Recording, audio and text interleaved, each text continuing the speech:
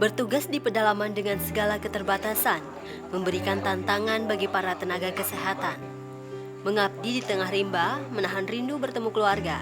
Hal itulah yang harus mereka alami ketika bertugas di pedalaman. Memang tidak mudah meninggalkan kenyamanan untuk berjuang demi hidup orang lain. Bertugas untuk membantu proses kelahiran bayi, melakukan penyuluhan kepada ibu hamil dan menyusui, serta menjaga kesehatan bayi dan balita. Hal itulah yang dilakukan Norbaya, seorang bidan desa yang ditugaskan di Desa Panaan, Kecamatan Bintang Ara, Kabupaten Tabalong. Ia merupakan seorang istri dari Bripto Henry yang berdinas di Polsek Jaro, Polres Tabalong. Menurut Baya, profesi sebagai bidan desa sangat menyenangkan karena bisa mengaplikasikan ilmu yang ia peroleh untuk membantu orang lain yang membutuhkan. Perkenalkan, nama saya Nurbaya, istri dari Bripto Henry, Polsek Jaro, Polres Tabalong. Profesi sebagai seorang bidan desa itu menurut saya sangat menyenangkan karena kita bisa mengaplikasikan ilmu-ilmu kita untuk membantu orang lain yang membutuhkan. 4 tahun sudah Baya mengabdikan diri sebagai bidan di Desa Panaan. Hal itu ia lakukan sejak tahun 2013 sampai dengan sekarang. Saya bekerja di sini sudah kurang lebih 4 tahun melayani masyarakat di Desa Panaan dari 2013 sampai sekarang. Walaupun dengan keadaan jalan ataupun keadaan listrik dan keadaan fasilitas dan tempat yang kurang memadai, saya tetap melayani masyarakat dengan baik. Bertugas sebagai bidan desa mengharuskan Baya menetap di Desa Panaan.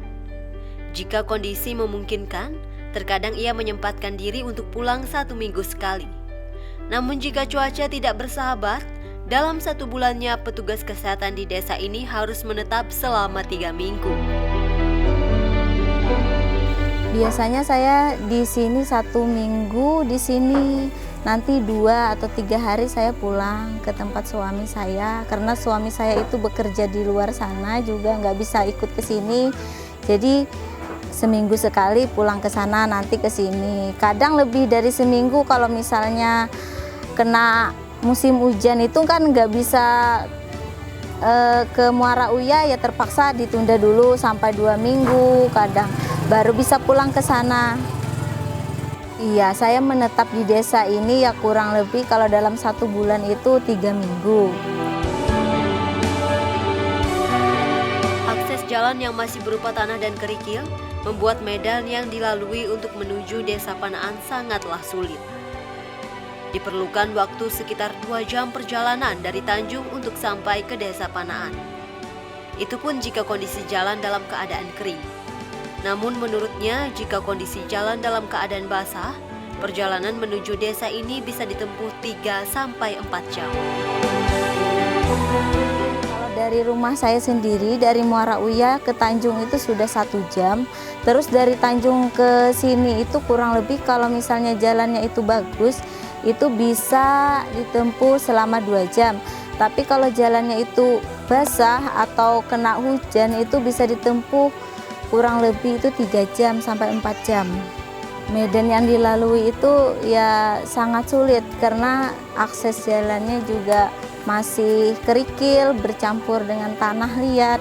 Jadi kalau misalnya sedikit aja kena guyur hujan itu pasti langsung becek dan langsung licin. Jadi medannya itu sangat sulit sekali untuk dicapai untuk bisa menuju ke Desa Panaan ini. Menuju Desa Panaan biasanya Bayah diantarkan oleh suami. Namun jika suaminya berhalangan, Bayah biasanya berangkat bersama-sama dengan petugas kesehatan yang lain yang juga ditugaskan di Desa Panaan. Iya, saya kalau biasanya pergi ke desa itu kadang diantar suami. Kalau suami saya lagi tidak sibuk kerja, Tapi kalau memang ada tugas yang lain ya saya bisa naik ojek, bisa bawa kendaraan, bawa motor sendiri, karena kalau jalannya memang keadaan cuaca itu bagus, saya bisa sendiri. Terkadang sama teman juga yang kerjanya berdampingan dengan desa saya bisa bareng gitu Mas.